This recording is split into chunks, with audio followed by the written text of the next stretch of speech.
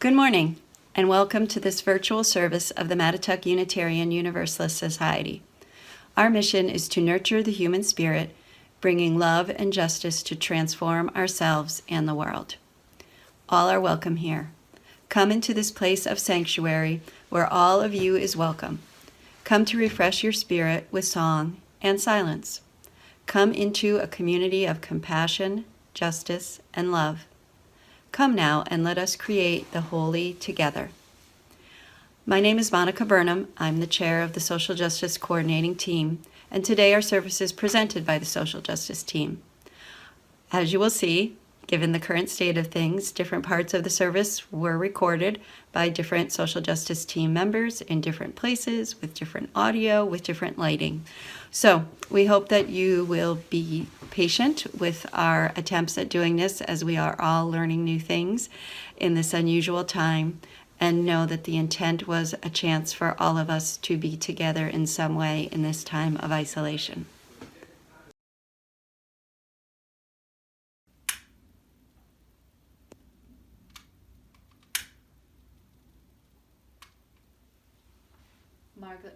Margaret Morley will share our words for gathering. It is a presentiment that imagination is more real and reality less real than it looks. It is a hunch that the overwhelming brutality of facts that oppress and repress is not the last word. It is a suspicion that reality is more complex than realism wants us to believe, and that the frontiers of the possible are not determined by the limits of the actual, and that in a miraculous and unexpected way, life is preparing the creative events which will open the way to freedom and resurrection. The two, suffering and hope, live from each other.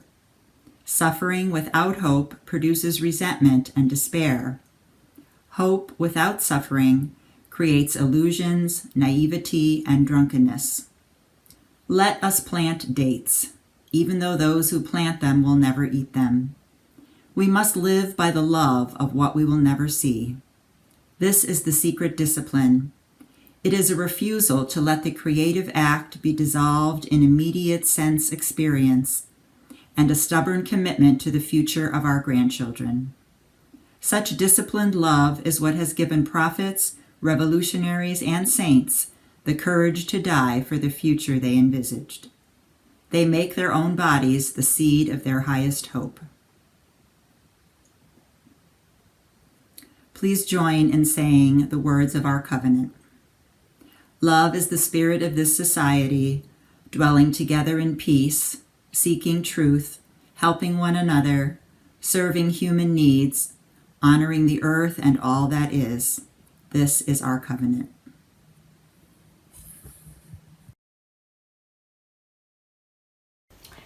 Good morning, everyone. I have a wonderful story called A Child's Garden, A Story of Hope, and I'm sure we could all use a huge dose of hope today.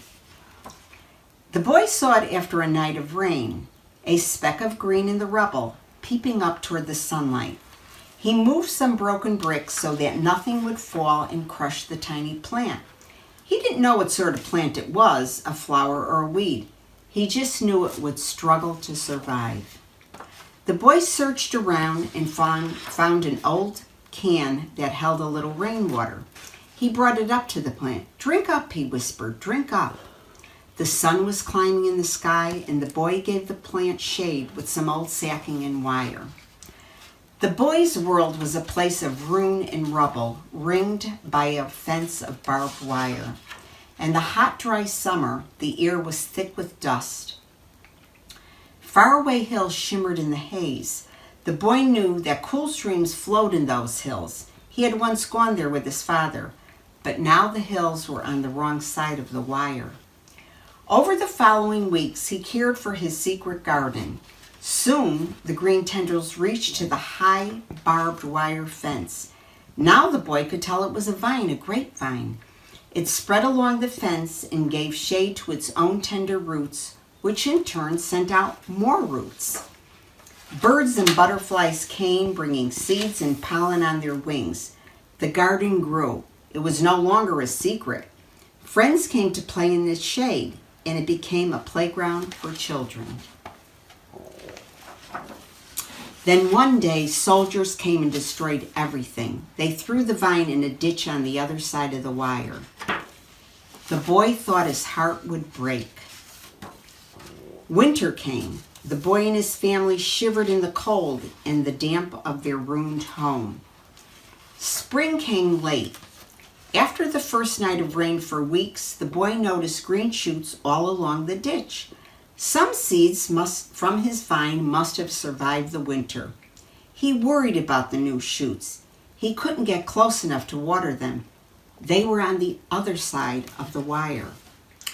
Then one evening he saw a little girl playing by the ditch. She had a bucket and she was sprinkling water on the tiny plants. Each evening she returned. The boy hoped the soldiers wouldn't notice, but they didn't seem to mind plants growing on their side of the fence. Before long, the boy saw specks of green peeping from the rubble where his garden had been. "Look," he yelled, "come and see, my vine has come back." He began collecting water and once more tended his garden. Soon it reached the wire, where it became entwined with the green tendrils from the little girl's side. The barbed wire disappeared under leafy shade, and the new garden became home once more to birds and butterflies. Let the soldiers return, thought the boy. Roots are deep and seeds spread. One day the fence will disappear forever, and we will be able to walk again into the hills. So I think this certainly is a story about hope and resilience and about breaking down walls and being able to live together in harmony. Thank you. Try to Praise the Mutilated World by Adam Jagajewski. Try to praise the mutilated world and remember June's long days and wild strawberries, drops of rosé wine, the nettles that methodically overgrow the abandoned homesteads of exiles. You must praise the mutilated world. You watch the stylish yachts and ships. One of them had a long trip ahead of it, while salty oblivion awaited others. You've seen the refugees going nowhere. You've heard the executioners sing joyfully. You should praise the mutilated world. Remember the moments when we were together in a white room and the curtain fluttered. Return in thought to the concert where music flared. You gathered acorns in the park in autumn, and leaves eddied over the earth's scars. Praise the mutilated world, and the gray feather, a lost thrush, and the gentle light that strays and vanishes and returns. Celebrating 80 years of UUSC, Brave Legacy, Bold Future. When we think of social justice and human rights, we often think of words like resistance, bravery, fortitude, and transformation. Imagination is not usually one of the words on that list, but it is actually essential to our work for justice. Imagination is an act of courage because it means daring to envision and strive toward a world that does not yet exist. It means thinking not just of how we can work within the current systems and norms, but what new regenerative systems and norms we can create. 80 years ago, in the face of rising Nazi repression, Unitarians imagined a different world, a different response from U.S. isolationism. They knew there was a beloved community that cared about human rights across the country and around the world, and then they asked themselves what they needed to do to get closer to that different world. They asked themselves who else dared their vision for the beloved community, and they asked themselves what they were willing to risk to live their values in the world. They chose to form and support the Unitarian Service Committee. Now I realize I keep saying they, but in reality, we choose to form and support the Unitarian Universalist Service Committee. You choose to form and support the Unitarian Universalist Service Committee. Those people 80 years ago were not separate or different from us, from you. Some of them may be in this room today. They were regular people, living average lives, worried about their jobs and children and bills, just like us, just like you. They were overwhelmed by the state of the world in a time of fascism and war, anti-Semitism and racism, just like us, just like you. And when the opportunity arose for them to make a difference and affirm the inherent worth and dignity of all people across the world, they took action with their time, with their money, with their influence. Just like us, just like you, do every time you write a letter to a politician, go to a protest, volunteer your time, or give your money to UUSC and our partners. For 80 years, our Unitarian Universalist Service Committee, your Unitarian Universalist Committee, has been working in partnership with those most directly impacted by injustice to imagine a different world, a beloved community where every person's rights are honored and protected. We joined with migrant workers in Texas in the 1940s as they fought against exploitation. We launched desegregation projects in Georgia and Florida in 1960. In 1978, UUSC sponsored the first congressional fact-finding mission to El Salvador as violence there escalated.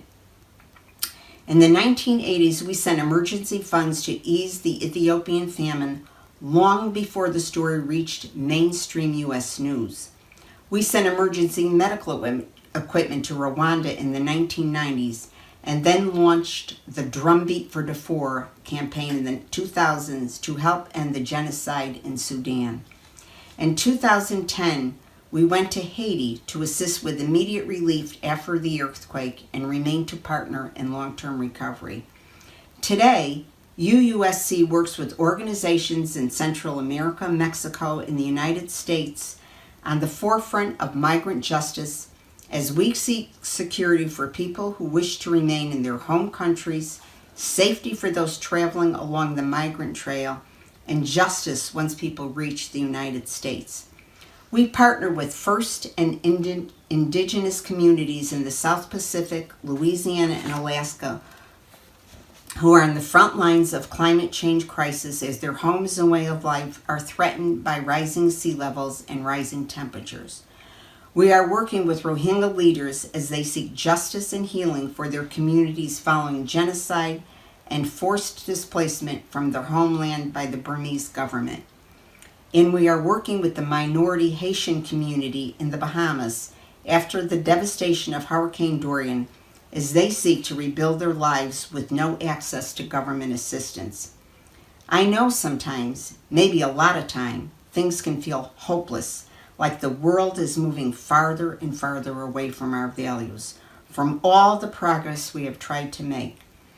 At the time of the Unitarian Universalist Service Committee's founding, when it was originally known as the Unitarian Service Committee, the world gave few signs of moving in a better direction. The work of USC began in 1939 when Hitler's Germany was dragging all of Europe into war and laying the ground for the Holocaust. Thousands of refugees were already displaced from their homes and forced to flee religious and political persecution as the Nazis took power. When Martha and Waitstill Sharp opened the first office of the USC in Prague, they met an embattled Unitarian community at the Unitarian Church that had to preach their opposition to the Nazis in double meanings. During the German occupation of the city, the Nazi secret police began monitoring every sermon given at the Unitarian congregation, listening for subtle messages of dissent. A few years later, they found what they were looking for. In 1941, the minister of the Unitarian congregation, Norbert Kapik, was arrested and deported to the concentration camp at Dachau, where he was killed with poison gas following the following fall. Kapik had been personally named by Hitler on a list of 10,000 politically suspect persons slated for murder. Kapik wasn't the only figure associated with the founding of USC to make the ultimate sacrifice for human rights. USC's early work in Prague involved helping refugees apply for visas and process the other paperwork they would need to seek safety aboard. Similar to UUSC's current model of partnering with directly impacted communities, many of the service committee's first employees were Jewish refugees working to protect the rights of their community. At the time, Jewish people in Prague were already facing persecution under the Nazi occupation, and all the warning signs of the coming genocide were already in place. They therefore knew the risk they took by staying in the city to help others. Nonetheless, historian Elizabeth Subeck writes, they delayed their own immigration efforts to help other refugees. Ultimately, none were able to emigrate or avoid deportation to concentration camps. In the face of genocide, religious persecution, political assassination, and all the worst atrocities the human imagination has ever devised, it was an act of indescribable courage for these women and men to hope for a different world. It's a hope born of courage that can best be described in the oft-quoted phrase by the Reverend Jeremiah Wright, the audacity of hope.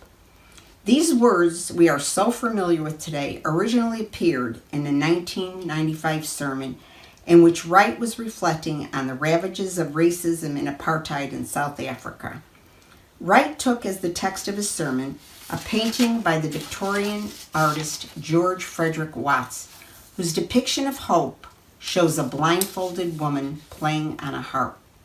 Wright analyzed the message of the painting in these words. The harpist is sitting there in rags.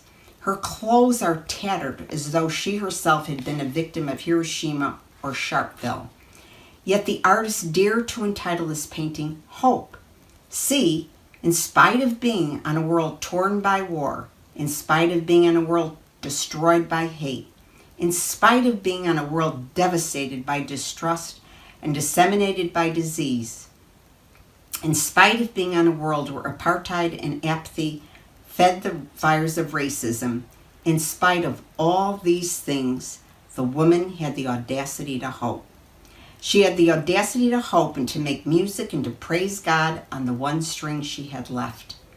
We have come as far as we have because justice seekers throughout time have continued to have the audacity to keep reaching toward another imagined possibility. At UUSC, we have joined with audacious, imaginative, regenerative people for the last 80 years, and we will continue this vital work for the next 80 years and the 80 years after that. We will continue to go where justice calls, partnering with those most affected by disasters and human rights abuses. So long as Unitarian Universalists, people of conscious and moral imagination continue to join with us, we will be there to join in the struggle, to lend our weight, to bend the arc of the universe towards justice, to keep turning courageous hope into action. Today, we are celebrating the 80-year legacy of the Unitarian Universalist Service Committee, better known as UUSC. UUSC is an international human rights organization grounded in Unitarian Universalism that has been a powerful force for justice since its founding in 1940 in response to the rise of Nazism. UUSC's work is based on a partnership model that centers the experience and leadership of people who are most impacted by injustice. The partnership model includes financial support given in the forms of grants to some of those most resilient, creative, and courageous people you can imagine, who are working for justice, often under very dangerous conditions. In addition, UUSC also supports and flanks their efforts in many other ways. They arrange and fund convenings so people in similar struggles half a world away from each other can meet and compare strategies and learn from one another. UUSC does innovative research that bolsters partners' claims with hard data and with powerful personal stories what they're living through. They help educate and then mobilize our members, people like us, to make us more effective advocates and activists, whether by lobbying Congress in Washington or accompanying asylum seekers in our own communities. To conclude, I'd like to share some thoughts from Barack Obama's book, The Audacity of Hope. We hang on to our values, even if at times they seem tarnished and worn. Even if, as a nation and in our own lives, we have betrayed them more often than we care to remember. What else is there to guide us? Those values are our inheritance, what makes us who we are as a people. And although we recognize that they are subject to challenge, can be poked and prodded and debunked and turned inside out by intellectuals and cultural critics, they have proven to be both surprisingly durable and surprisingly constant across classes and races and faiths and generation. We can make claims on their behalf so long as we understand that our values must be tested against fact and experience, so long as we recall that they demand deeds and not just words.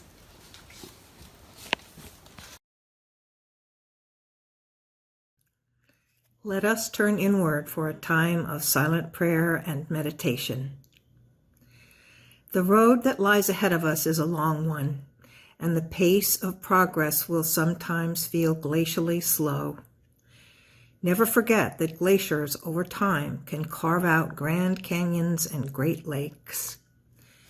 Moving tectonic plates can rise up mountains over millennia, or they can explode awe-inspiring volcanoes in milliseconds. Our commitment to love and justice can do the same.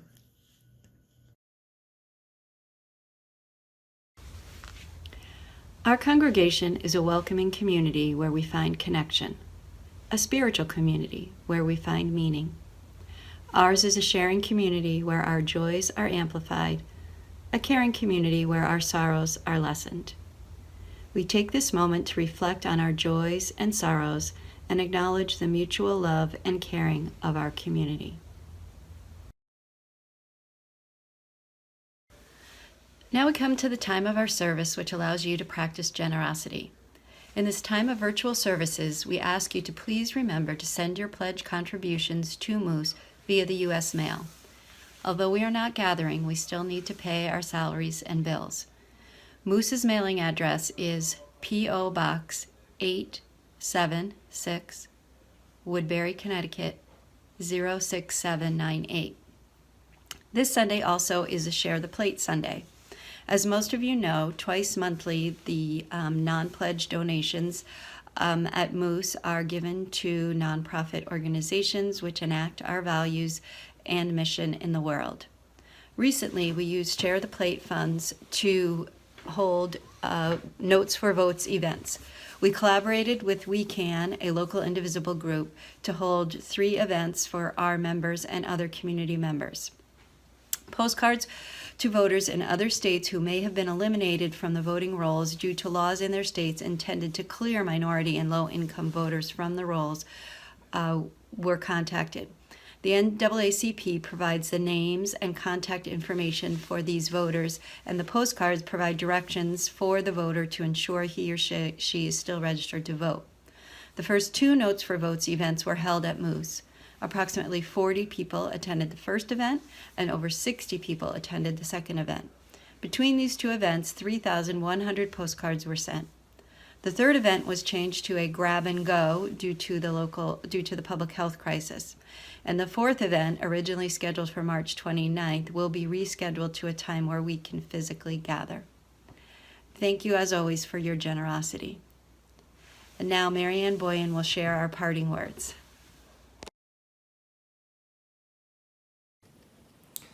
Words for parting. Within each of our hearts, there is a most glorious light. Go forth and let its spark help you understand what troubles both you and others. Go forth and let its light of reason be a guide in your decisions. Go forth and bring its ray of hope to those in need of help in both body and spirit, that they may find healing. Go forth and fan the flames of passion to help heal our world. Go forth and spread the warm glow of love, pushing back the darkness of the world. Go forth and share your glorious light with the world.